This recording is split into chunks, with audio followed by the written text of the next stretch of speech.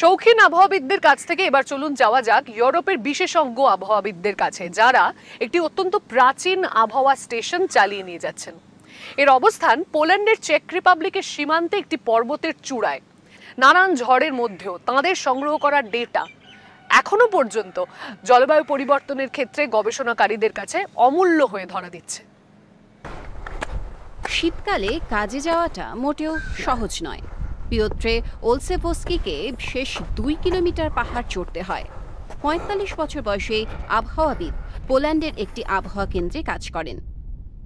যে পাহাড়ের চূড়ায় এর অবস্থান, সেই স্নিয়েস্কার নামেই এর নাম। চেক পোল্যান্ডের এই সীমান্ত 1603 মিটার উঁচুতে বিস্তৃত। Pomiary na Śnieżce prowadzone są nieprzerwanie od 140 lat. W sytuacji, kiedy sprzęt przestaje działać, taka seria pomiarowa została przerwana. Dlatego na Śnieżce niezbędna jest obsługa tego.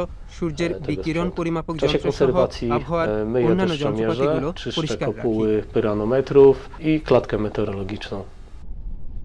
এটি পৃথিবীর প্রাচীন আবহাওয়া কেন্দ্রগুলোর একটি। পিওত্রে ও তার এক সহকর্মী টানা 10 দিন এখানে থেকে ওয়ারশাতে আবহাওয়া তথ্য পাঠান। Depesze wysyłane są co godzinę, আমরা প্রতি ঘন্টায় তথ্য পাঠাই। এর মধ্যে রয়েছে তাপমাত্রা, আর্দ্রতা, বাতাসের বেগ ও দিক, বাতাসের চাপ এবং আমাদের পর্যবেক্ষণ থেকে পাওয়া তথ্য, যেমন মেঘের আচ্ছাদন ও দৃষ্টিসীমা ইত্যাদি। সেই সঙ্গে থাকে রামধনু বা পর্বত অশরীরীর মতো বিষয়গুলো। পিওত্রে 15 বছর ধরে স্নেস্কায় কাজ করছেন। তিনি নিজের ও অন্যদের জন্য আশপাশের সবকিছুর ও আবহাওয়া পরিস্থিতির ছবি তোলেন। হিমাঙ্কের অনেক নিচে থাকা তাপমাত্রা ও ঘন্টায় 230 কিলোমিটার বেগে চলা বায়ুর মধ্যেও তাকে বেরিয়ে নিশ্চিত করতে হয় যে সবকিছু ঠিকঠাক মতো কাজ করছে। No dużo jest sporo tych zjawisk. এখানে নানা ঘটনা ঘটে, নানা অভিনব মুহূর্ত দেখা যায়। এগুলি ছবিতে ধরার মতো। আমি একটা ছোট ক্যামেরায় নিজের ও পরিবারের জন্য ছবি তুলতাম।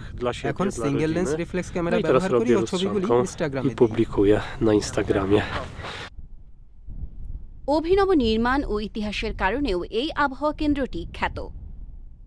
দ্বিতীয় বিশ্বযুদ্ধের আগে এই এলাকা জার্মানির অংশ ছিল। কেন্দ্রের প্রধান পিওত্রে কাজাকোভস্কি 1991 সাল থেকে এখানে কাজ করছেন। তার জার্মান পূর্বসূরিদের ডায়েরিতে দ্বিতীয় বিশ্বযুদ্ধের সময়ের উপাত্তও রয়েছে। Najważniejszą chyba i najbardziej radykalną zmianą সবথেকে বড় był পরিবর্তন okres হয় wojenny, যুদ্ধের সময়, koniec tej wojny, যখন czyli পোল্যান্ড przejęcie কর্তৃপক্ষ służby আবহাওয়া przez পরিষেবার polskie দায়িত্ব নেয়। służby. Przez pierwsze 2 lata পরে বেশ কিছু বছর pracowali যুদ্ধের সময় এখানে কাজ obserwatorzy, করা którzy জার্মানভাষী কর্মীরা mieli niemieckie পর্যবেক্ষক হিসেবে pochodzenie কাজ i oni করেছেন। pracowali jeszcze w obserwatorium w czasie wojny. আজকাল প্রায় সব তথ্যই ইলেকট্রনিক পদ্ধতিতে লিপিবদ্ধ ও মূল্যায়ন করা হয়। Jeśli chodzi o zmiany klimatyczne, to, że জলবায়ু my w ten পরিবর্তন sposób এমন tak একটি długi তথ্য mamy ciąg pomiarowy, যা আসলে দীর্ঘ rzutuje সময় na ধরে to, że করা পরিমাপ możemy দিয়ে czerpać নিশ্চিত chociażby করা z যায়। tych informacji. Najprostszym przekazem to jest temperatura. আপনাকে W সামান্য naszym একটা জিনিসই দেখতে wypadku হবে, to আর będzie সেটি można হচ্ছে zobaczyć তাপমাত্রা। na wykresie. Widać, że আপনি খেয়াল করে średnia দেখবেন temperatura roczna, 1886 jak সালের się গড় তাপমাত্রা prześledzi কত od ছিল। tego 1880 স্নেস্কায় এটি প্রায় 1.5 roku, ডিগ্রি বেড়ে গিয়েছে। 86 mniej więcej. Wzrosła w বৃদ্ধিটা przypadku অনেক বেশি। Śnieżki już prawie o 1,5 stopnia. To jest bardzo dużo. গ্যাদানস্কি বিশ্ববিদ্যালয়ের পরিবেশবিদ মিখাল মাখোস সমগ্র পোল্যান্ডের আবহাওয়া তথ্য নিয়ে কাজ করছেন।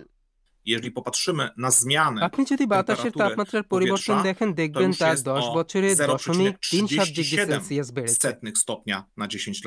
আমরা বলতে পারি এই পরিবর্তন আমরা দেখেছি। শেষ 32 বছরে এটি আরো দ্রুত হয়েছে।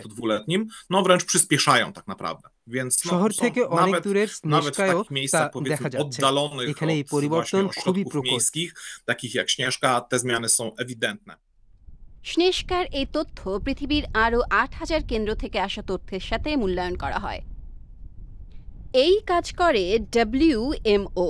তারা জলবায়ু পরিবর্তনের ক্ষেত্রে বিজ্ঞানসম্মত গবেষণা করতে সাহায্য করে, যা কৃষিক্ষেত্র, সেচ ও জলসম্পদ সম্পর্কিত পূর্বাভাসের ভিত্তি হিসেবে কাজ করে।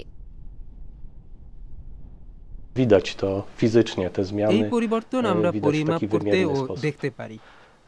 Przykładem mogą być na przykład świerki আমি যখন কাজ শুরু করেছিলাম kolonizujące তখন এই tutaj গাছ szczyt ছিল না। Śnieżki, Gdy zaczynałem pracę, nie było żadnego. Po kilku latach pojawił się jeden samotny świerk. Teraz tych roślin, tych drzew jest trochę więcej.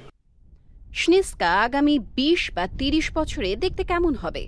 আবহাওয়াবিদ পিওত্রে ওলসেভস্কি হয়তো তার খুঁটিনাটি লিপিবদ্ধ করবেন এবং ইনস্টাগ্রামের মাধ্যমে আরও অনেকের কাছে পৌঁছে দেবেন।